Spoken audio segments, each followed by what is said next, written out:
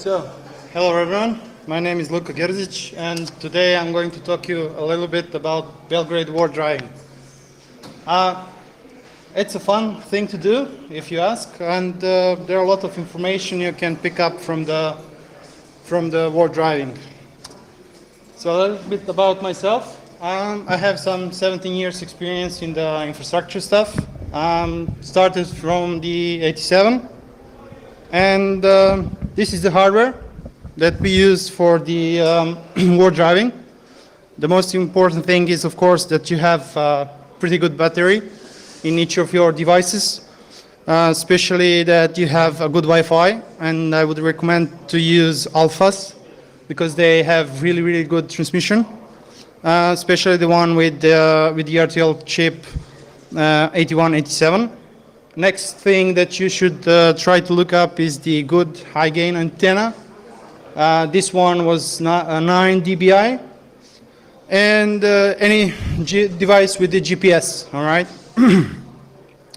Be sure when you order alphas from the internet that you actually buy the original, because there are a lot of counterfeits on the net from Chinese, right? Basically, the software is Debian, Linux, Kali, Ubuntu, whatever you like. The Kismet, which is the software, will give you all these hardware and software stuff combined. GIS Kismet will give you, if you don't know how to use SQL and make queries with the GIS Kismet, you can get data out of the Kismet database.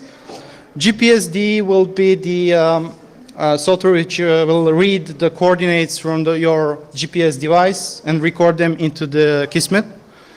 I personally try not to use Google, so Gerzic.io is a very nice software run on the OpenStreet platform. It will give you exactly the same results as Google Earth or whatever else software you like to use. For the Bluetooth connection, which is broadcasting the GPS data, you can use software GPS or BT. And you can create a lot of custom scripts to give you additional information from the Wardriving. The result looks something like this. And as you can see, you can get the coordinates on the streets with the open Wi-Fi's or Wi-Fi's of any kind, as well as full information about the manufacturer, the equipment, and type of encryption, and everything else you can imagine. And you can, of course, create a database. I have a database around 30,000 Wi-Fi's all over the Belgrade. I encourage you to do this in any other town or country you are currently. And we can combine this data if you like. So the data that you can pull out from this is interesting in many ways. First thing is that out of 28,000 Wi-Fi hotspots that we scanned, you can find around 13% open or easily accessible with the weak encryption. That means around 3,000 open Wi-Fi's usable. Next thing is regarding the frequencies and the channels. If you wonder why your Wi-Fi is not working properly, that's probably because there are like 10 users on the same channel as you are. So the reason behind this is because the vendors are locking the devices, Wi-Fi devices, on the same channel. These three channels actually, which are not overlapping, as you can see on the standard graphic below. And these are the numbers, of course. So as you can see, it's pretty populated in these three channels, and if you have Wi-Fi, switch to some other channel, probably get better reception and better connection to your internet. Next thing is the amount of the percentage of manufacturers that we detected. As you can see in Belgrade, TP-Link is like dominating. The next one is Pegatron. I personally never heard about the Pegatron until I did this, and Pegatron is actually a company which is building the new iPhone 6. They are building a lot of Wi-Fi devices. I don't know which chips are there, but I'm going to investigate and maybe give you some other details later. And now the fun stuff. Of everything that we analyzed so far, as I told you, 13% of all scanned Wi-Fi hosts is usable.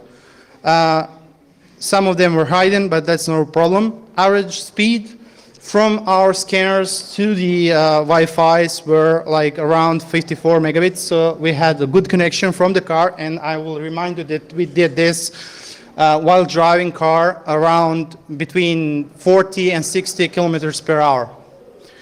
This can be also done by sending a drone over some location as well, or a motorcycle, or a boat, or whatever you like, so it really doesn't matter. It was interesting to find around 130 HP printers, easily accessible, and you can print whatever you like on those. Out of 18 cameras, 7 was with a live feed, meaning you could easily see what's inside somewhere yards or a flat or whatever. 52 devices were pretending to be something they are not. For example, we had multiple issues where router boards were naming themselves as TP-Link or something like that. And what's interesting is that we also detected 2 open access points with SSL strip and SSL strip enabled, meaning that they are intentionally open and trying to steal credentials from the regular users trying to use them for example, browsing some HTTPS website. Regarding provider hotspots, we had these numbers. They're just for the reference. And maybe the fun thing with Serbia is the naming. As you can see, there are many, many funny names regarding the, well, Serbian guys and girls are, I think, funny sometimes. Maybe the favorite one is, there is no such thing as a free lunch, translated in Serbian, yeah. So hopefully you have some laugh. What's the future? Well, this is the future. The upper link is Red Pitaya. I would personally recommend you download some information regarding that board. It's awesome. And below picture is a GSM station, custom made. This GSM station is pictured here with the BeagleBone and the battery. Maybe you heard about the stuff they are discovering in the United States regarding the rogue GSM station. This is, you're looking at it. So basically this is something that will come up very, very soon in other parts of Europe as well.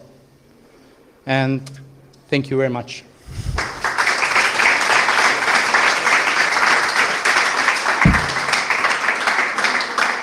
Any questions?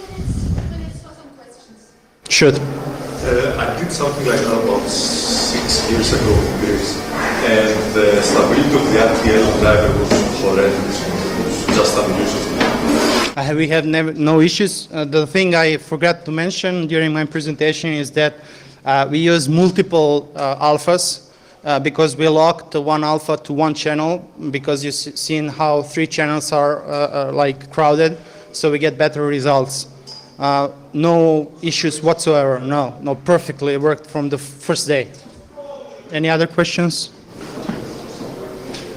SSL strip, was it running on something that was called like normal Wi-Fi, or was there something in the name? It was using some kind of the middle device. We were not able to get more information from that because we were already passed through that location.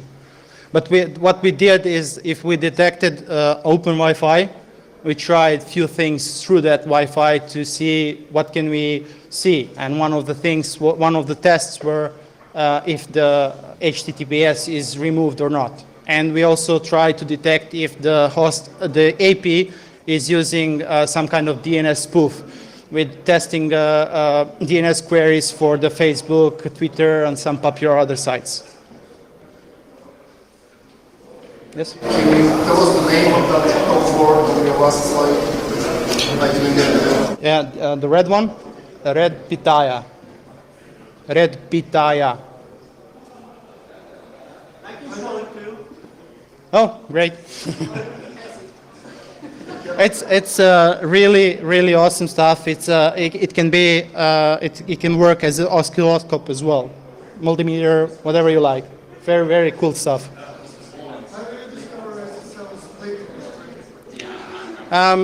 I'll give you details later.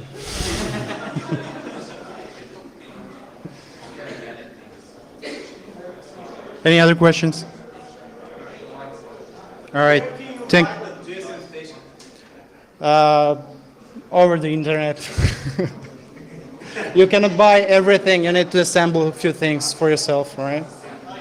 Thank you.